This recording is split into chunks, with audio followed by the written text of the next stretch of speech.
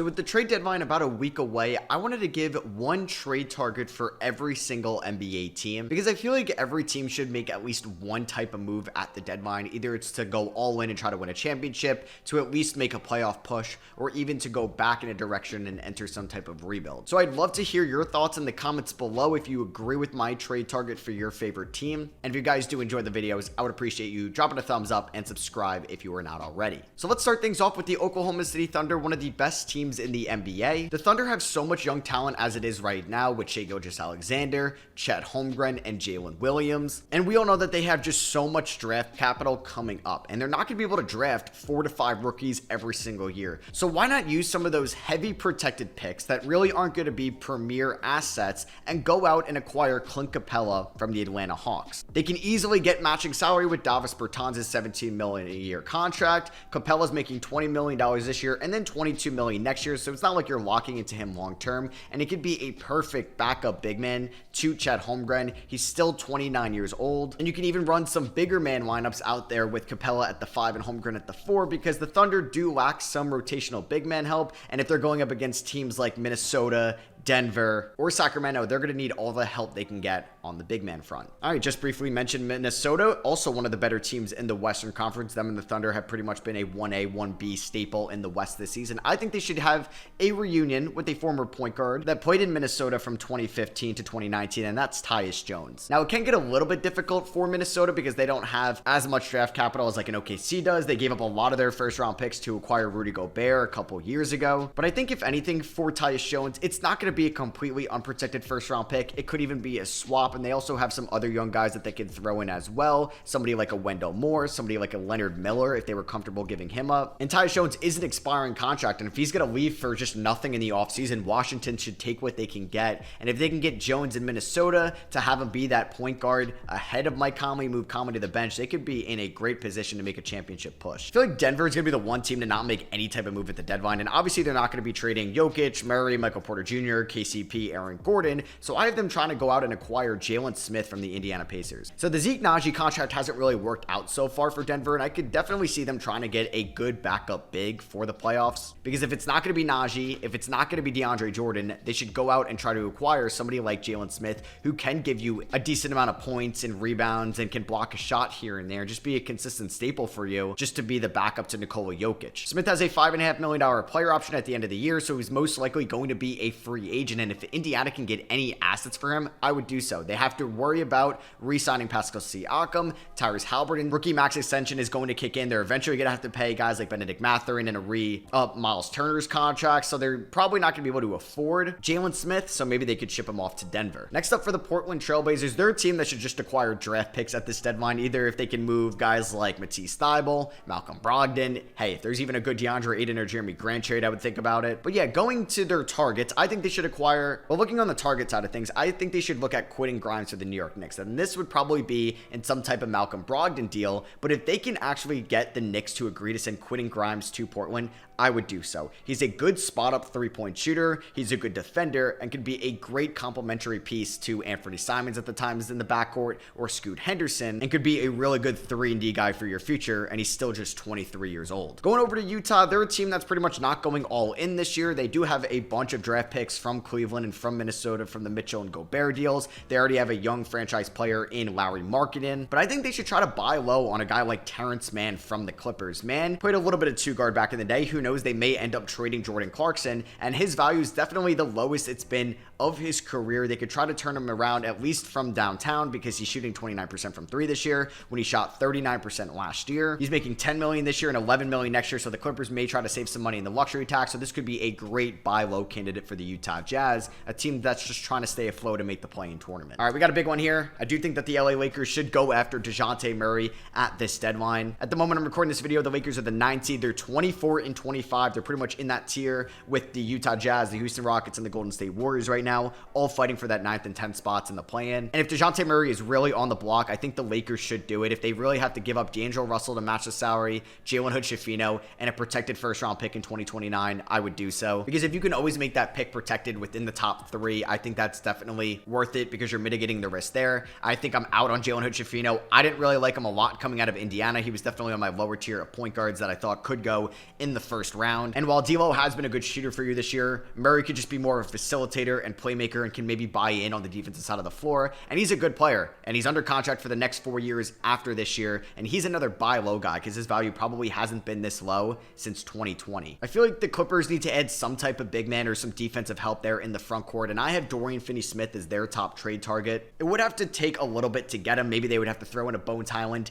and a Terrence Mann and maybe additional seconds since they don't really have any draft capital at all in the first round. Maybe the Nets are interested in guys like that or Brandon Boston or Amir Coffey. And Dorian Finney-Smith could be a perfect defensive forward off the bench that can guard the 3, the 4, even play some small ball 5 for you. He's also shooting 38% from 3 this year, which is definitely going to make him a hot commodity at the deadline if Brooklyn is willing to trade him. For the Suns, there's not a lot they could do either. They obviously lack the draft capital. They don't have many players that they can trade outside of guys like Nasir Little that really have some value. So I think they could probably try to make a move with the Charlotte Hornets and bring in Miles Bridges. Bridges is having a good year for Charlotte. He's still just 25 years old. There's obvious reasons why I wouldn't want him on my basketball team, but I feel like the Phoenix Suns are prioritizing winning over anything. And he's somebody that you could definitely get for way less than what the talent is providing you just because of what he's done off the court. And I feel like Charlotte's just trying to move on and go in a different direction. As for Charlotte, I would move him because you can get assets for him and it's a good PR move to get off of Bridges. I feel like the Sacramento Kings need to add some type of big man depth here at the deadline. They lacked in the rebounding department last year, and somebody they could look to be an upgrade over what like JaVale McGee or Alex Len has been at times for them is to go out and get Andre Drummond from the Chicago Bulls.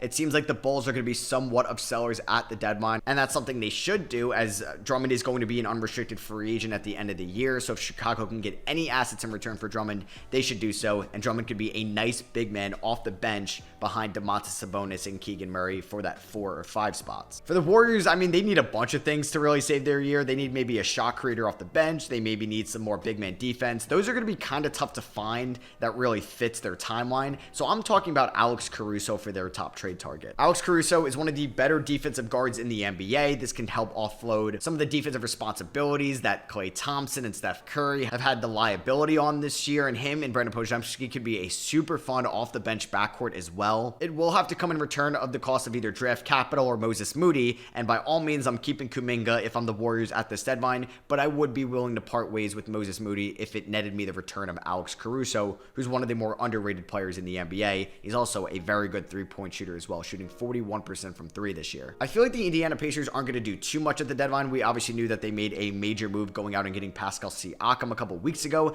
I think they could do maybe an under-the-radar, low-cost move of acquiring Davion Mitchell from the Sacramento Kings. Mitchell has been horrible offensively this year, shooting 37% from the field and 26% from 3. He was a top 10 pick in the 2021 draft class, and he already got his team option exercise for next year at $6.5 million. The Pacers do need some defense long term, and Mitchell could provide that for him if they think they could save his jumper. How about a reunion in Milwaukee? Why not go after PJ Tucker if you're the Milwaukee Bucks? He's making a little bit of money though that you're gonna have to pay him next year if you're fine stomaching paying him $11.5 million next year. But the Bucks need some help on the defensive side of the ball, especially off the bench, and Tucker could provide that for them as he's trying to win a championship this year, and he hasn't really played at all for the Clippers since being in that James Harden trade. He won a championship with them in 2021. I feel like it'd be a perfect return for the two. For Chicago, I didn't really know about a specific player to talk about because I feel like Levine, Caruso, DeRozan, Drummond have been rumored to go to so many different teams, so I have no idea who they're going to get back in return in any of these deals. So I just wrote draft picks and young players. That's what they should be doing at the deadline.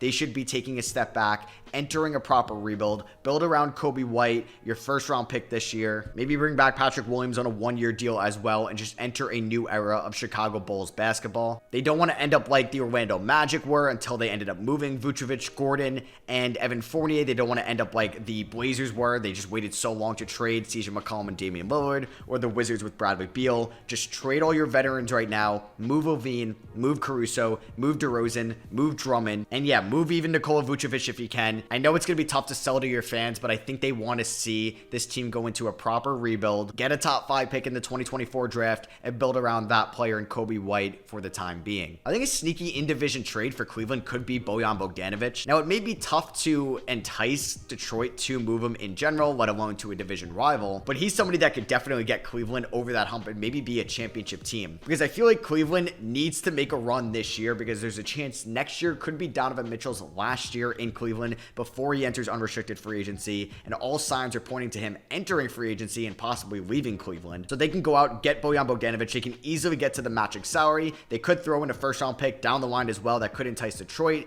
and Detroit could also get some solid players in return. They could get a Karis LeVert. They could get a Dean Wade and a Monty Bates, and actual players in return, as well as draft capital for Bojan Bogdanovic, and Bojan would just be a perfect off-the-bench shot creator for Cleveland as they try to make a playoff run. And speaking of Detroit, I have another in-division trade here in the Central Division. We're going to talk about them trading for Zach LaVine. Yes, that is somebody that they could definitely target. This is probably LaVine's lowest value since his early days in Minnesota. He's averaging under 20 points this year. He's dealt with multiple injuries, and yes, he's on a terrible contract. So the one thing about Detroit here is you're going to eventually have to pay Cade and Ivy and Duren and Asor Thompson, and LaVine will be making almost $50 million in 2027, but those don't really overlap for more than 1 year, so you could stomach taking on LaVine's contract. This is something the fans can get excited about, and then you can actually sell this team as a potential playoff contender in 2025. All right, we have the first of a couple DeMar DeRozan teams that I think should target him, and the first one is going to be the Brooklyn Nets. All right, so the Nets, for some reason, do not want to enter somewhat of a rebuild, and I get it a little bit more for them since they don't own their first-round pick this year. That's going to Houston from the James Harden trade back in 2021. So I get them not wanting to bottom out. So why not you try to get DeMar DeRozan, who's an expiring contract at the end of the year. You can easily get some matching salary for him, and I don't think he would cost you too much. You do have multiple future first-round picks that aren't yours. You have them from Phoenix, you have them from Philly, you also have them from Dallas as well. So you can maybe slap on some protections on those, ship them off to Chicago with, like I said, easy matching salary, and DeRozan gives you another scoring option next to Cam Thomas and Cam Johnson and Mikal Bridges as you try to at least make the play-in tournament in 2024 and not lose out on a top 5 pick going to Houston. I mentioned it before for the New York Knicks. Now, I don't know if they even want to give up Quentin Grimes to get him. Maybe they'd rather do Evan Fournier and a couple protected first-round picks or just one, and that is them going out and acquiring Malcolm Brogdon. I think Brogdon would be a perfect addition to the Knicks. They've kind of needed that shot creator, floor general point guard since they traded away Emmanuel Quickley. Brogdon is still an all-right defender, and while Miles McBride has given them some solid minutes this year, I don't think you can trust McBride too much in the playoffs due to how young he is and inexperienced he is with that playing time. And you could still play McBride with Brogdon together because Brogdon can be a 1, he can be a 2. He's shooting almost 42% from 3 this season. Like I said, he's still a solid defender, and he can be that perfect shot creator for New York off the bench for a team that looks like may have championship aspirations this year. The Celtics may have to get a little bit creative with matching salary because they can't just use the Grant Williams trade exception with this deal, but why not a reunion with them and Kelly Olynyk in Boston? Olynyk is making $12 million this year. He's an expiring contract for Utah. They want to go in probably a different direction since they want to get a little bit younger. They have Taylor Hendricks that needs more playing time. Obviously, they have Lauri Markkanen and Walker Kessler and John Collins right now, so why not that Utah could just at least get some assets for Kelly Olynyk? Boston is desperately looking for some big man depth off the bench because you don't know with KP and his injury history. Al Horford's getting up there in age. Olynyk could be a nice guy to give you around 18 or so minutes off the bench playing either the 4 or the 5. That could space the floor as well, as Boston is trying to win a championship this year. For Toronto, I didn't really have a specific player in mind like I did for Chicago. It's really just them getting younger and more draft capital at the deadline. I think if there's a deal for Jakob Poeltl, they should take it. If there's a deal for Dennis Schroeder, they should take it. Gary Trent, hell yeah. And obviously, they should definitely move Bruce Brown as well. So just accumulate as much draft capital and young talent going forward. Keep building around Scotty Barnes, RJ Barrett, Emmanuel Quickley, and Grady Dick. And they're already done a great job entering a new era and a rebuild in Toronto. Let's keep going with that. Okay, for the Philadelphia 76ers, I think they should target a plethora of players, but it seems like Daryl Morey wants to have an open cap sheet in the 2024 offseason. So something that could be a low risk and low cost move since he's an expiring free agent. I just talked about them, and that's DeMar DeRozan. DeMar DeRozan can give them another ISO score and could take some of the load off Tyrese Maxey or Joel Embiid at times. His efficiency is a little bit down this year for Chicago, and like I said, he's an expiring contract. He really shouldn't cost too much, and maybe Chicago was interested in somebody like a Jaden Springer or Paul Reed. If the Dallas Mavericks were able to get this player, I would just love that so much for their team, and that's Isaiah Stewart from Detroit. They would have to give up a little bit to get Stewart because he's a valuable player. He's somebody that could play the 4 or the 5, be a rim protector. He's a strong bruiser, physical big man inside, and he can also space the floor as well. He's shooting 37% from 3 this year. He's averaging 11 points and 7 rebounds. If I were Detroit, I would probably not move him here at the deadline, but if Dallas will wow you with an offer, if they'll throw in like a Josh Green, a Jaden Hardy, an Olivier Maxence Prosper, maybe a first-round pick, just kind of some combination of those assets, I would definitely think about it. And Stewart would be such a good addition for Dallas, playing off of Luka Doncic and playing right next to Derek Lively in that front court. Man, that would be so much fun to watch going forward. I mentioned before how I don't think that the Nets are going to be trading Mikal Bridges or somebody like that at the deadline and going into a rebuild. But for Houston, I think it should be Mikal Bridges or just do nothing at the deadline, because I like where their team is at. I like their young core still. Jalen Green has been playing better as of late. You're not going to be moving any of your veterans like Fred VanVleet or Dylan Brooks at the deadline. So I'm throwing out their target is Mikal Bridges. And I think if you don't get Mikal Bridges, you don't do anything. But they have the draft capital to do so, and they have something that no other team can offer Brooklyn, and that's Brooklyn's first round picks back. They could give them their first round pick back in 2024. They can give them the swaps back or something like that, and they could throw in some young talent that could entice Brooklyn. And if you could pair up Mikal Bridges with Jabari Smith at the 4, Şengün at the 5, and some type of combination of Fred VanVleet, Jalen Green, if you don't include him in the trade, and Amen Thompson in that backcourt with Cam Whitmore at the bench, man, that Houston team could be scary in a year or two. For the San Antonio Spurs, obviously they should be more sellers rather than buyers at the deadline, since they're not a very good team and they're still very young. So I think they should take a flyer on an expiring contract as Monte Morris. Morris is barely playing for Detroit this season, only in 4 total games. He averaged 5.5 assists last year for the Washington Wizards, and he could be a nice veteran point guard that could set up Wemby for the second half of the season and would basically cost them next to nothing. All right, I've doubled up on Isaiah Stewart because I think he'd be a perfect addition to the New Orleans Pelicans. Obviously, they want something that's not very available at every trade deadline, and that's a shot blocker, rim protector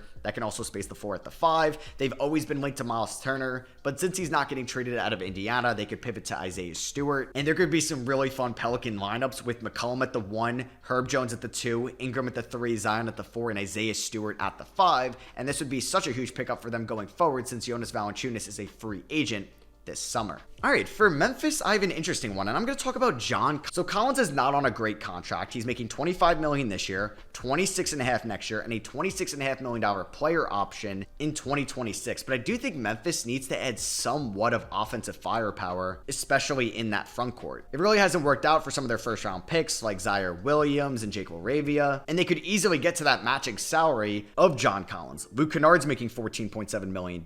Steven Adams is making $12.5 million this year and next year. And like I said, it would cost you pretty much zero draft capital at all just because of how big Collins' contract is. And I think I could be very enticed about a Collins at the 5 and Triple J at the 4 front court going forward, because that could be a really good offensive duo, and Triple J can obviously guard the better offensive big man between the two when they're on defense. So we know that the Charlotte Hornets are kind of going into more of a rebuild. They've already moved Terry Rozier. We think that they're going to move either Gordon Hayward or Miles Bridges at the deadline. So I think they should take a chance on somebody also playing in the Southeast Division, and that's AJ Griffin of the Atlanta Hawks. AJ Griffin was one of my favorite prospects coming out of Duke because of his 3-and-D ability. He had a very good rookie season, averaging 9 points and 2 rebounds, shooting 47% from the field, 39% from 3, and 89% from the line. And Griffin has not really been in the Hawks rotation at all this year. There's been some off-the-court issues. Obviously, his dad just got let go by the Milwaukee Bucks. So he's somebody that's still on his team control this year, next year, and the following year on his rookie contract. And he could be somebody that could be a buy low move for Charlotte and could be a nice complementary piece next to LaMelo Ball and Brandon Miller going forward. I feel like the Miami Heat aren't going to make another big splash at the deadline, but they could definitely make a move on the margins, specifically getting a better backup point guard. And somebody that shouldn't cost them really anything at the deadline is DeLon Wright. DeLon Wright is still one of the better defensive backup point guards in the NBA. He's averaged over a steal a year basically every year since 2019. And I feel like he's just a typical Heat culture guy that would fit right in and could help the Heat on the defensive side of the floor as they're trying to finally get over that hump and win the 2024 championship. The Orlando Magic need to add some type of shooting at the deadline. I mean, Klay Thompson would be a pipe dream, but that seems like more of a 2K trade than a realistic deal. So I'm going to talk about them maybe trying to get Bogdan Bogdanović from the Atlanta Hawks. Sadiq Bey could be a little bit more realistic since he's a pending free agent, but he has not been good from downtown this year, but Bogey has. He's shooting 37% from 3, and he's under contract till 2027.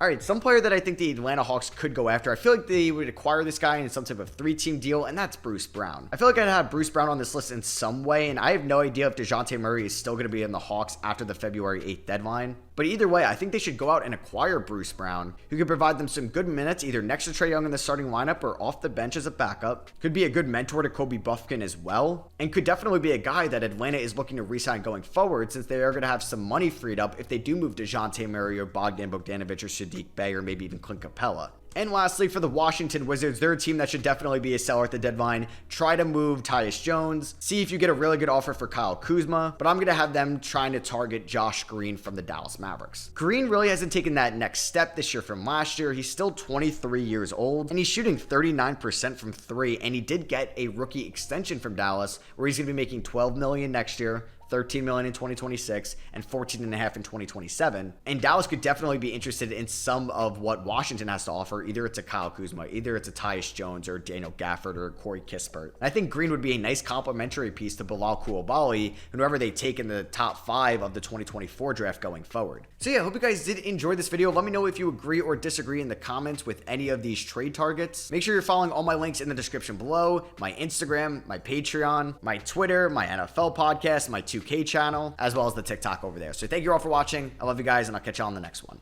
Peace.